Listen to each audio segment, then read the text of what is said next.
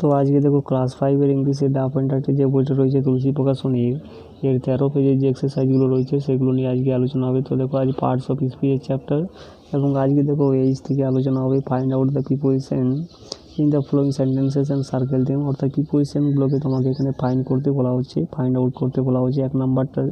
এক নাম্বার দেখো ফরটা হয়েছে প্রিপোজিশন, 2 নম্বরে অনটা হবে প্রিপোজিশন, 3 নম্বরে বিসাইড মানে পাশে যেটা হবে প্রিপোজিশন, 4 নাম্বার দেখো এগনেস্ট বিরুদ্ধে যেটা হবে প্রিপোজিশন, 5 নম্বরে অ্যাড রয়েছে যেটা হবে প্রিপোজিশন।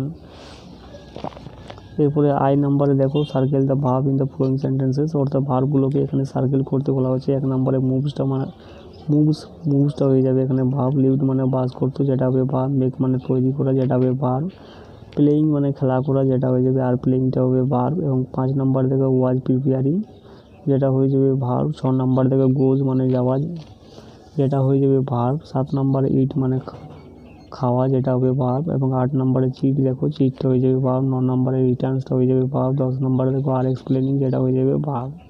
এরপরে যেগুলো দেখো identify whether the underline word is an adjective or a verb, তো এটা বিউটিফুলটা হয়ে যাবে দেখো এখানে অ্যাডজেক্টিভ, এবং উইল ইউ মেরিটা এখানে ভার্ব হিসেবে ব্যবহার করা হয়েছে, তো এটা হয়ে যাবে ভার্ব। এবং 3 নম্বরে দেখো রেডটা এখানে অ্যাডজেক্টিভ হিসেবে ব্যবহার করা হয়েছে, এই যে ড্রেসের আগে নাউনের আগে অ্যাডজেক্টিভ বসে।